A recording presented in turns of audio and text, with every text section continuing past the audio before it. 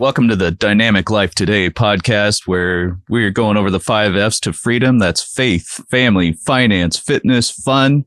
Those are the 5 F's to your freedom and the dynamic life. So if you want to live your life dynamically, then this is the podcast for you. So join us each week as we talk to our guests about those 5 F's and what they mean to them. And I'll talk to you myself every once in a while about how the 5 F's apply to my life. And we'll try to get you guys living the dynamic life. Today's guest is a great friend of mine. His name is Cory Nichols. He's the Senior Director for Strategic Partnerships over at Destiny Rescue, which is an organization that is fighting human trafficking over in Southeast Asia. Starting to get a little bit in the U.S., but mostly in Southeast Asia. He's been a friend of mine for a long time. Just incredible the stuff this guy is doing. Incredible the stuff he's had to do in the past. I'm sure he's kind of relieved to be in the position he's in now. And we're just going to talk about the 5 F's and see how he got to where he is today. So join me in welcoming Cory Nichols. What's up, dude? It's great to be here. Well, it's been a long time. So I thought, and I went back and checked, you were the first guest on my last podcast also, the one that I did before. I'm honored. You're my forever first guest on everything that I do. This is great. Well, I feel honored to be able to do that. So thank you for having me. Parents, if you've got kids listening to this, there is some mature content coming up. We are going to talk a little bit about what he's had to do in the past and the things that are going on with human trafficking. So if you got little ears on it, you may want to wait and listen to this a little bit later. So we talked a little bit about your past on the other podcast, which is the holyanointing.com podcast. Let's talk about your faith walk a little bit, like just kind of give us a little bit of background about what brought you here. I would love to do that. I grew up in a great Christian family. Have 3 brothers and 2 stepsisters. But before I had stepsisters, I grew up in a little town called Harlan, Indiana. And I became a Christian when I was 6 years old, but I didn't really know how to walk with God until I went to college. I mean, I love God to the best of my ability, but it was in college that God really got a hold of me. Began to deal with some of the broken things of my past. Going back to high school, my parents went through a really difficult divorce, and that devastated me. I thought my parents would always be together. I remember the day my dad moved out of our home and tears streaming down my face. I said, "Daddy, don't leave." You know, as a young adolescent, you don't fully understand all the dynamics of your parents' marriage. A friend of ours ended up spending the night to comfort our family, and I woke up to him abusing me in the middle of the night, abusing me. Sometimes when you're down, instead of getting help, you can be taken advantage of. And so I had anger. I was resentment. I was like, God, how could you let something like this happen to me? And so I went away to college, and I couldn't wait to get away from all of my family dynamics. I just, in one sense, was running from it. I remember getting involved with Campus Crusade for Christ, and I remember praying this simple prayer one night: God, I want to know you, and I don't understand your grace completely. And for the first time, like, I woke up in the middle of the night, jumped out of bed, started reading the Bible, and I was like, what happens if everything I ever believed was a lie? And all these doubt continued for quite a while, but it sent me on a search for God like I had never sought him before. It culminated, all these suicide thoughts started coming into my mind: just end your life. If God were real, he wouldn't let you go through this. I remember just crying out to God: God, I don't believe those are my thoughts, but help. I need help. I don't know what to do.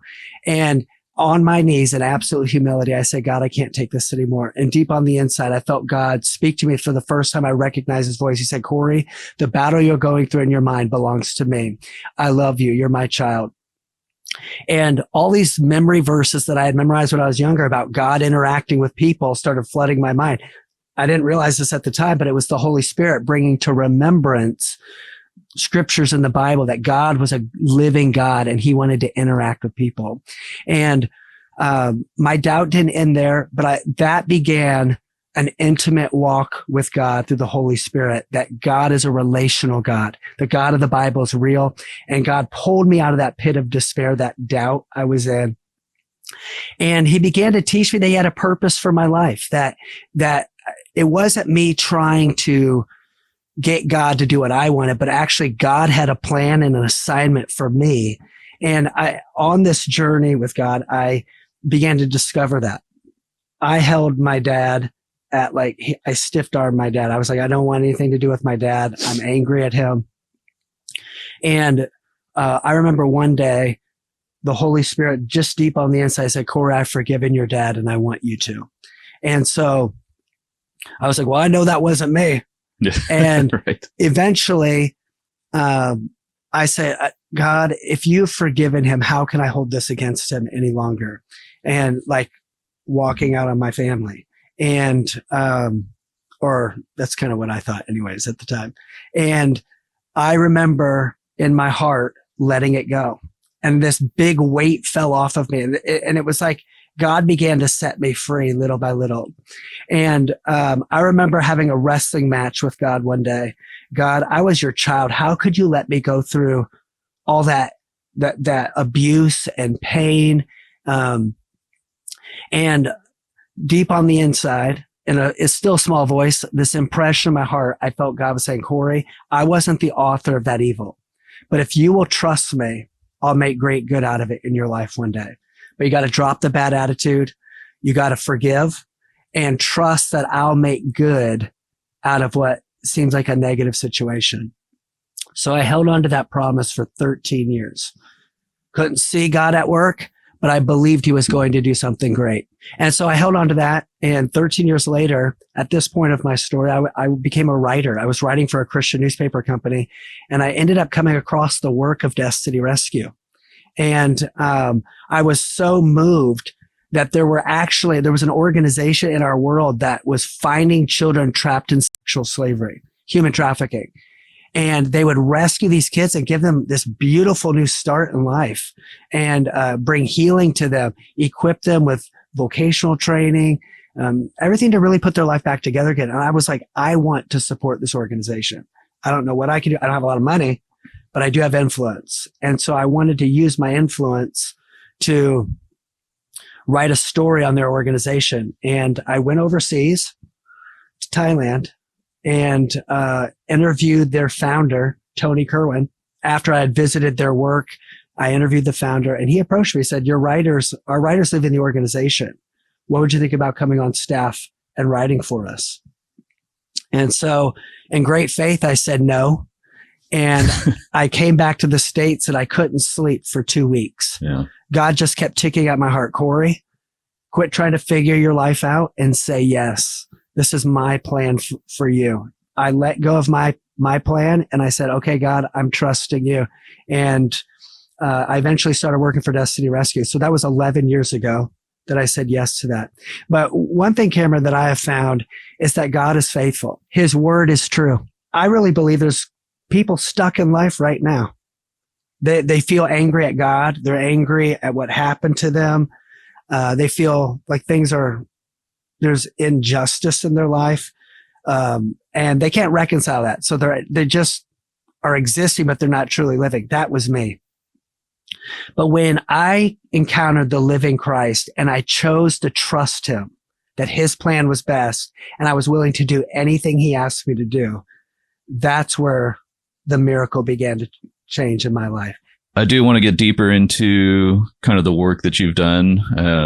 I feel like I started off super jolly because I was so happy to see you, and now we're kind of deep into the trenches of what a terrible, situation trafficking is and everything. But so I think I'm going to go back and forth a little bit. I want to kind of balance it out. I don't want to take people too deep and then, without bringing them up for some air a little bit. So let's talk about your family a little bit. I know you got a twin brother. I do. I'm an identical twin. I love that. And I have three brothers. I have an older brother, an identical twin brother, and then I have a younger brother. And then I have two amazing sisters. They're my stepsisters. They're family. And all of them are married and have kids. I have 13 nieces and nephews. Goodness gracious. And we were all able to get together for Christmas, and it was amazing. I love my family. It's awesome. And, I definitely have a unique bond with my twin brother. We call each other multiple times a week and get a talk And we even talked last night. We loved growing up playing basketball. So whenever I come in town, we play basketball together. Yeah, it's wonderful. I'm grateful to be Uncle Cory. I'm not married, don't have any kids. So that's kind of a unique thing, but that's the fun of being an uncle. You have 13 of them. I do. I do. I've got plenty of nieces and nephews, and they range in age from about 24 down to toddler. Yeah. So quite a range, age range difference. And it's just a lot of fun. Some of them I've been able to go visit them in at college, and others I try to be fun Uncle Cory, being a spaz to them, making them laugh. So that's great. Yeah.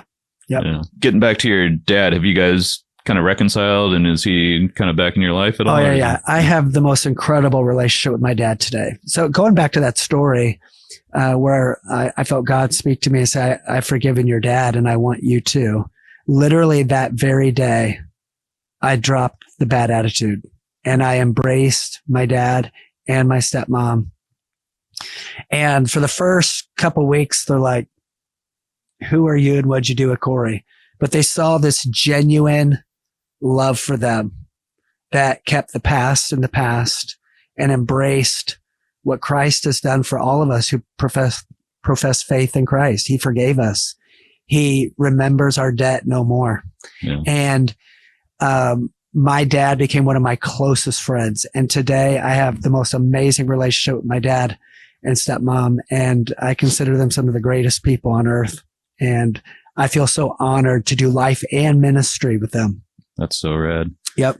Now, when you had that attitude change, was that something you initiated, do you think, or was it when you made the decision to say yes to Jesus, it just kind of fell away for you? Like, did that take some time, or was it kind of immediate? Like, once you made that decision, it just kind of fell away from you and you were freed of it? So I had been a Christian.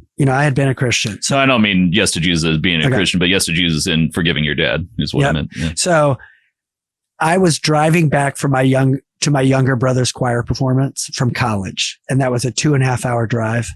And I had an hour left. And I felt God speak to me, forgive your dad. I've forgiven him and I want you to. And that began an hour wrestling match with God. I gave all the reasons how unfair, and I just gave all these excuses. And I remember getting to the end of it saying, God, if you've forgiven, how can I hold this against him? And literally when I got there, this genuine love just came out of me. And, my dad was in my life, but I had walls up. I didn't let him in. It wasn't genuine conversation. It was always like short answers. And literally when I walked in that door, there was a radical change in me. Yeah. And that's what Jesus does. It's like when you finally surrender, it's like the floodgates can open of God's mercy and grace to pour through you to people that don't deserve it. And that's all of us. Yeah. And see, it's really coming to the realization of what Christ has done for us. And when we understand the depth of our own forgiveness, it allows us to forgive others, no matter what they've done to us. Yeah. I know that long road trips are usually when stuff like that happens to me too. It's like you're stuck in the car and he's just like, all right, you're not escaping this. Like you got nothing else to do, so listen up. One of the things I've been going through lately is just, you think you have surrendered everything sometimes. Like you think because, I've been a Christian for 30 years. It's like, okay, I've surrendered. And then God starts bringing up, I've always kind of described the Christian life as kind of like Super Mario Brothers, where you get to different levels and everything. So you get to the next level and you're like, oh, there's something else I got to surrender. It's just, that's what glorification is, I think, is just a life of constant surrender. There's always something else that you have to surrender before you're fully just empty and become more like Christ. Amen. It's that sanctification process. Yeah. It's a journey to wholeness. It's not a one and done situation. And, God, the Holy Spirit, he's our encourager. He's our helper. Mm-hmm. He's our guide, and he's our counselor. He will work with us little by little. And he's like, now's the time for this issue. Yeah. And, you know, I've seen that over and over again in my life. I'm like, why are we now just starting to deal with this? Like, and, you know, I didn't even see it before.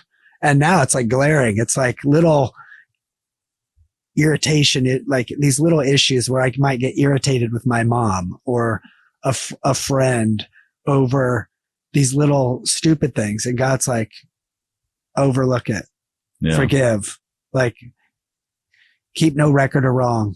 You know, it's those, and that sounds exactly like what you're talking about. Yeah. Yeah. It's just a constant, like you said, constant sanctification, constant, just, you know, there's new levels to everything. And I hope I reach that someday. And on the flip side too, the other thing I want to mention is that when we go through those times, I think a lot of times our tendency as Christians is to beat ourselves up over it. Like, how have I not let that go? Or how have I not? But I preach grace all the time, man. Like you got to have grace on yourself. Whatever grace you're giving to anybody else, you got to have it for yourself too, because you're not perfect and you're probably not going to be this side of heaven. And it's constant sanctification. Like, forget about it. You can't move on until you forgive yourself. Amen. Which is actually kind of cool to bring up the word forgiveness, because I've thought about adding that to the 5 F's to make have a perfect 7. I think there's a lot of people that can't forgive themselves. Oh, a lot, yeah. They hate themselves. They don't like themselves at best. They think they're relegated to a second-rate life. But all that stems from because they don't know what God has really done for them. Yeah. Christ paid the ultimate price so we could be made right with God. Right standing with God is not based off our performance. It's based off his finished work. Right. Because if it were based off our performance, we're yo-yo Christians. Yeah. And we measure everything by our performance. As long as I'm doing great, God loves me. But if I mess up, he hates me. Yeah. And you're just waiting to get whacked. But that's not who God is. God demonstrated his love for us that while we're yet sinners, Christ died for us. Right. And he paid the price so we could go boldly into the throne room of grace and receive it for ourselves and be in communion with God, even in our broken state. I think that's powerful. Absolutely. And it also brings up the other scripture where it says, love others as you love yourself. Yep. And I think that's probably a big problem within this world, is that not enough people love them. You know, it's kind of a backwards thing. Like, if you don't love yourself, you can't love others either. You know, you just kind of see them the way you see yourself. And that's why everybody's the enemy, you know, like everybody's the enemy of everybody. And, you know, it's just, I don't know. It's really good, Cameron. That's really my goal with this podcast, and that's really where I feel. So there's people that do political like, I don't want to get into politics on this part. Not that I don't have opinions and stuff, but I don't want to get into politics on this podcast just because that's somebody else. There's plenty of people doing that. There's Patrick Bet-David. There's, you know, all sorts of different people doing that. Like, I feel like my role in this life is to let them do their job and me be kind of the bridge to bring people together. Really, togetherness is kind of, you know, healing all this hatred of each other, healing all this just hurt and people hating themselves and hating each other. And it just brings such a darkness to the world where, you know, it's like we're all flesh and blood. Like, why do we hate each other? Let them do what they're doing. Like, it's not that big of a deal, you know. Try to teach your kids to be loving and gentle and go from there, and you can change the world from here on out, you know, which actually does kind of tie into what you're doing. Is just part of the reason. And you guys will see on this podcast, there's going to be kind of a recurring theme, because my lowest bass string on my heartstring is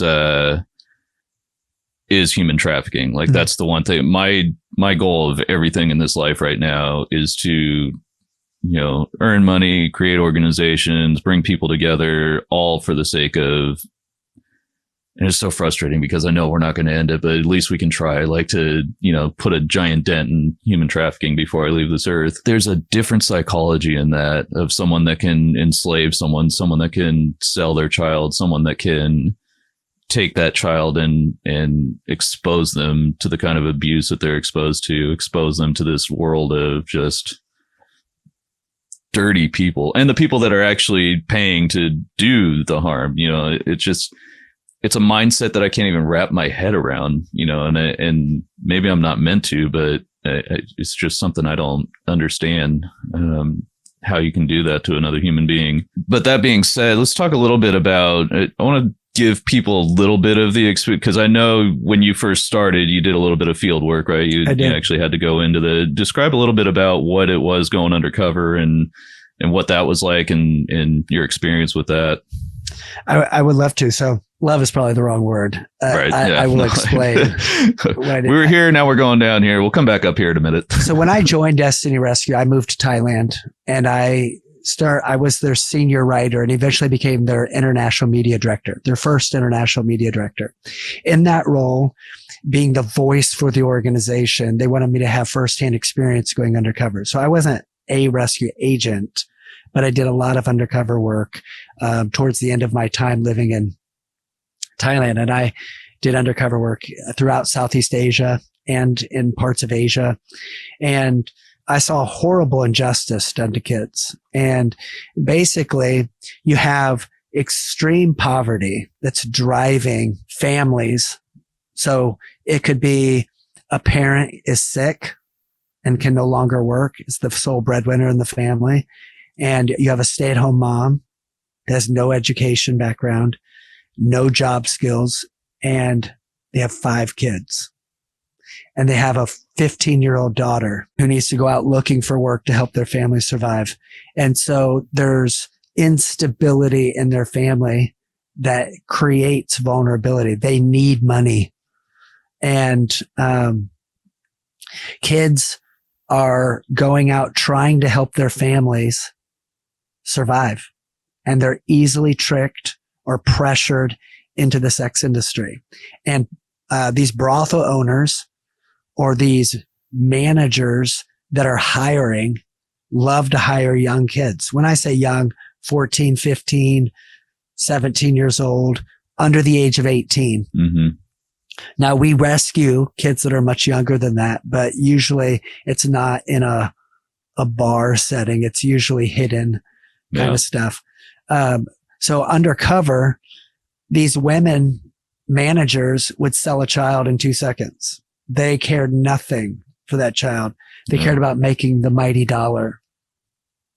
And then you have the demand that there's men out there and women that are willing to exploit and use and abuse children. And you know, Cameron, at the end of the day, it's sin. It's our broken world that we live in. People are living for the lusts of the flesh instead of by the Spirit of God. Yeah. And so one time in particular, I want to tell you one story. I was doing undercover work with our founder.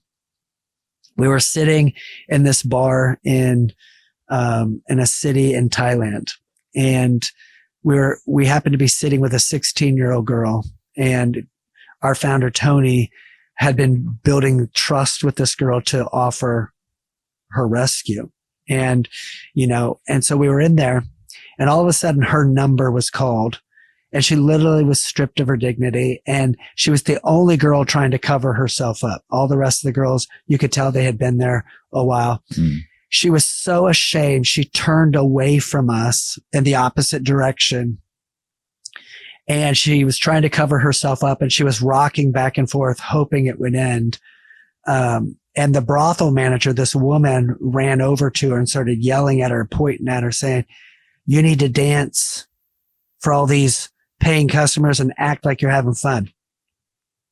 And I'll never forget, but there's a passage in Isaiah 58 where the prophet Isaiah is speaking on behalf of God, and God is saying to his people, you do all these religious things that outwardly look like you have your act together spiritually, but you're missing the things that I care deeply about. Right. And one of those things was clothing the naked.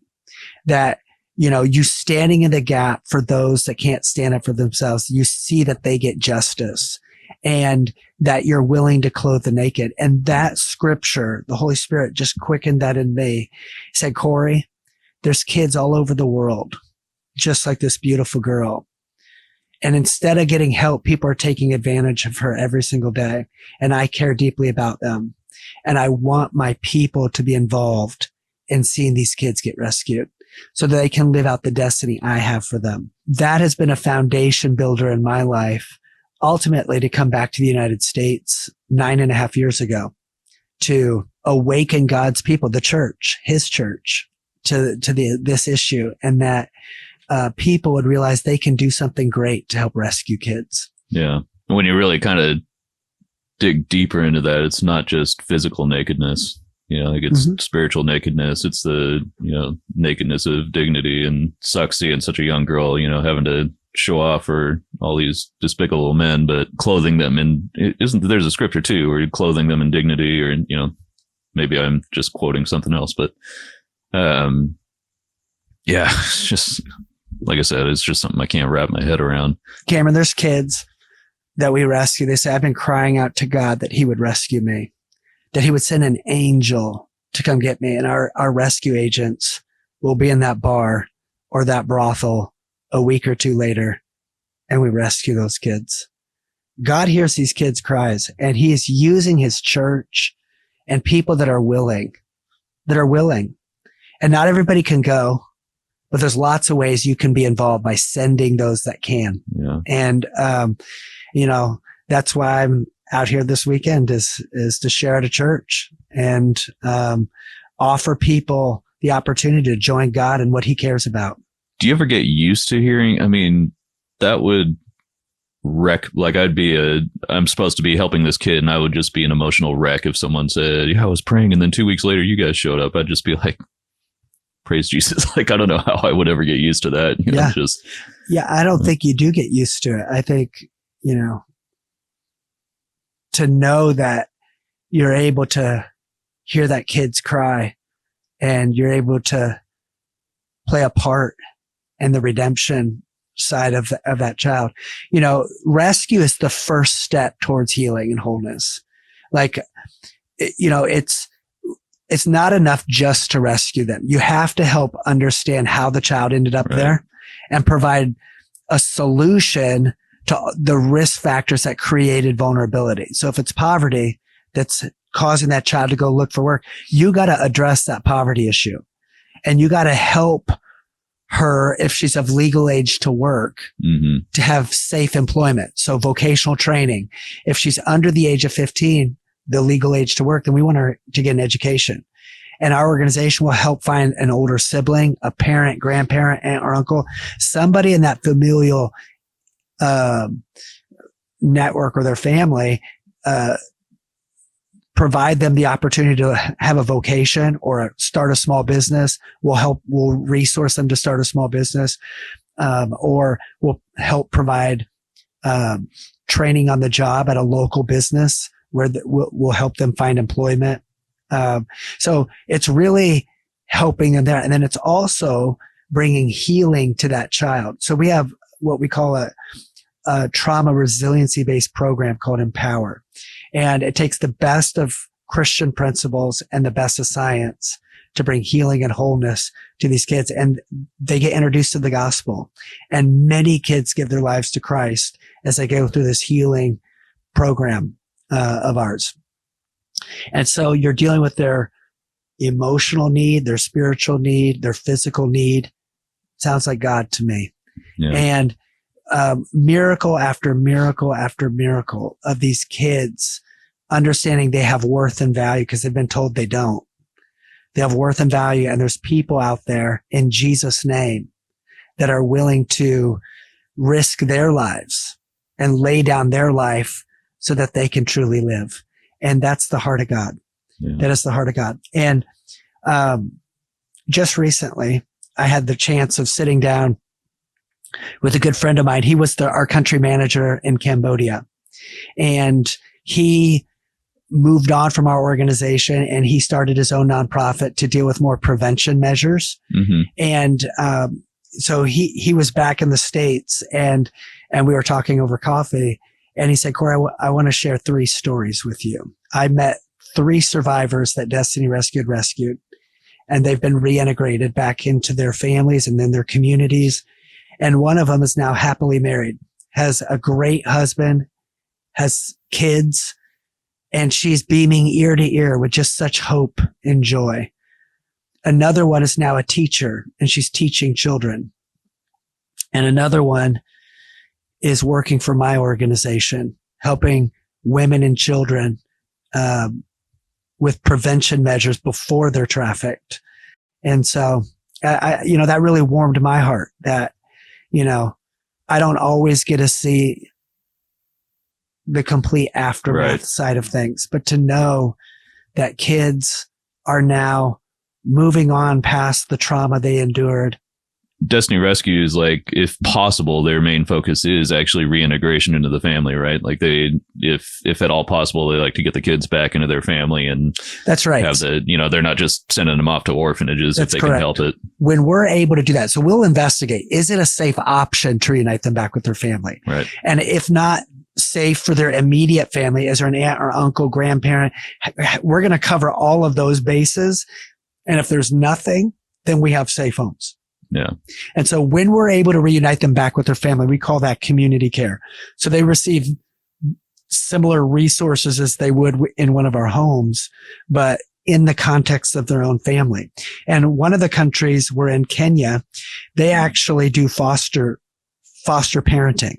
That's the government wants that. That's their in place of safe homes. They want foster families, and it's through the church. It's through the local church. So we have this whole network of churches, that are taking in these kids, and they receive resources from our organization while the foster parents are caring for these kids. And it's amazing. Wish we could see more of that here. Yeah. So that's and are there any statistics on how many actually work out reintegrating with the family as opposed to the safe houses? So I don't know this year yet. Our data is still being finalized, but last year it was roughly 90%. 90% we were able to reintegration? Reintegrate back with their families. Wow. Or in their local community versus coming to one of our safe homes. Right. So it's a big number. And that's huge. It is. And so by and large, what you're seeing is that parents are not selling their children. It doesn't mean that they don't. I mean, it doesn't mean that some don't. They do. Right. But it's not the majority of them. And a lot of times the parents are lied to or tricked, or they've sent their kid out looking for work, and they're easily pressured into something that they weren't fully agreeing to. Well, you told me I was going to serve drinks and food to customers. Yeah. I didn't realize that they would touch me inappropriately, and then begin to pressure me. And then the manager pressuring me to do more and more and more. And now all of a sudden I'm trapped. I can't get out. Yeah. And so it's a very slippery slope once they enter those establishments. And, there's no such thing in our world today as a minor prostitute. Yeah. Somebody is willing to exploit and take advantage of a child's vulnerability and situation. And so it doesn't matter how a child ended up there, even on her own free will. If someone takes advantage of a minor, they will be tried for human trafficking if convicted. Yeah. Is there an international law on that? There is. It's every country of the world is that way. Yeah. So that's awesome. Yeah, it's, I'm grateful that the world is awakening to this issue. Now, it's not perfect, but I'm grateful that more and more awareness is being brought to what children are going through around the world. But it was so eye-opening finding out just how much of this was happening in the United States. So those things where you're just like, surely that's not happening here. But the I-5 corridor is just like a giant, corridor for human trafficking. And man, it's such a trip. And it's so encouraging to see that there's, how much help is being done, how many people are on it and everything. And that everybody kind of has their space. Like nobody needs to be like, well, you're not doing this, you're not doing, everybody kind of has their space that they're working in. You guys are in Southeast Asia. Rebecca Bender and some of the others are in the US. So we're in Africa, Asia, 3,167 individuals. Gosh, mostly so children. So in pursuit of children, we do rescue adults, and we do come across labor trafficking as well. And we'll rescue, all involved in those situations. But our focus is children. Yeah. And so for those that don't know, we actually have rescue agents in the countries where we do rescue and reintegration work. When informants give us information, we'll build cases, gather evidence, and then do joint raids with law enforcement. So this last year, we had over 190 successful raids and over 200 traffickers arrested. Yeah. And so we're putting bad guys behind bars. We're rescuing kids. And we're earning the trust of these governments and law enforcement agencies. It's really a neat thing. That's amazing, man. And does it generally stick? Like, I'm sure in some countries they go into jail and come right back out. Like, does it generally stick, or do they get right back out? Or that's a great question. Our heart is that it will, and in many cases it does, but there's always cases it doesn't. And so, which is sad. And that my heart is that, as more and more awareness comes of this, governments and, where there's loopholes in their laws, that will become stricter. And, the people that are, exploiting men, women, and children, that they will be held accountable for that. And so, but I know that we work with a lot of good people in these countries that do care deeply about this, and they want to see those that are exploiting children to receive the full penalty of the law. If not the ninth circle of hell, right? So it's destinyrescue.org. You can do one-time giving or monthly giving there, That's right? Correct. That's correct. If that's God stirring your heart to learn more, you can find that on our website as well, under ways to get involved. So. Is it still about $1,500 to get a child saved? So to rescue a child on average is $1,500. Yeah. And then on average to take a child through our reintegration program, where they're getting, vocational training or education, health needs, food, clothing, urgent medical needs, everything really to put their life back together again, and then take them through the program is about $1,400. So for $2,900, you're rescuing and seeing that child fully healed. Yeah. Well, fully healed is probably the wrong word, but on their road to successfully, on their journey to healing, and then empowered to be able to be self-sustaining. And I remember you guys, I can't remember who told me, but one of you guys told me that when you're writing a check to Destiny Rescue, it's actually better not to, like write in the memo what it's for, like just kind of give a check and then let you guys distribute it. Is that kind of the case? So it really just depends. If someone really has a heart for reintegration, you could put reintegration. You can restrict the giving. Okay. The best case scenario is greatest need. That helps us put it forth wherever the greatest need is. When you start restricting giving, so like if it's restricted to reintegration, then you can't use that for rescue work. You're going to use it. Or if you restrict it towards one of our specific projects. Now, there's a lot of businesses out there or churches, they have a heart for a specific place in the world, and we'll honor that. Yeah. So if that's you and you felt compelled to do that, then by all means, but it needs to be restricted towards things that we actually will do. Right. Yep. Perfect.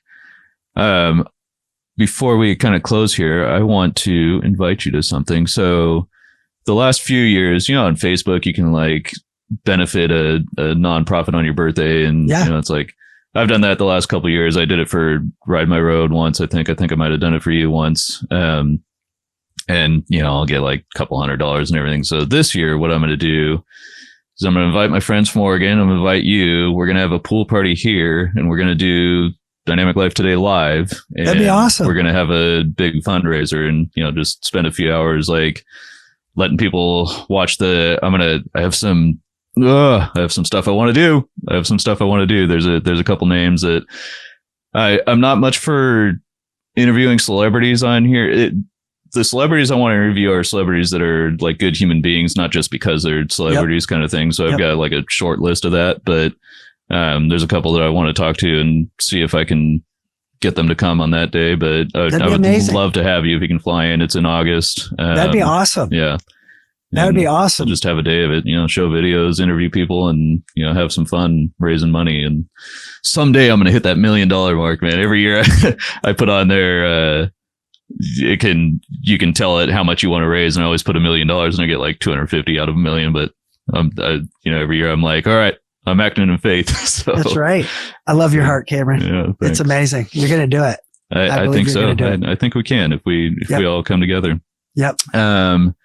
So last thing, let's end it with what do you like to do for fun? That's a great question. I love playing basketball. I mentioned I love playing basketball with my twin brother. We were basketball junkies growing up. And where I graduated from Purdue University, we're actually doing very well at basketball right now. So it's been fun to watch our team. Nice. Over Thanksgiving, did an 11-mile hike in the Smokies. Yeah, Brian, if you can bring that picture up. This was the only time I've ever possibly been mad at you was when we were at Thanksgiving and you're like, hey, Cam, how's it going? And then you're like, hey, I'm just hiking in the Smoky Mountains, and send me this picture. I'm like, dang it, I want to be there right now. It was spectacular. Yeah. It just was so good to get out there. And, I don't think I've ever done an 11-mile hike. I did something close in California, San Gorgonio. So there was 4 of us. We were hiking that and we got up to the summit. We didn't get to the peak yet. We were about 2 miles, and one of our buddies got elevation sickness and just started puking.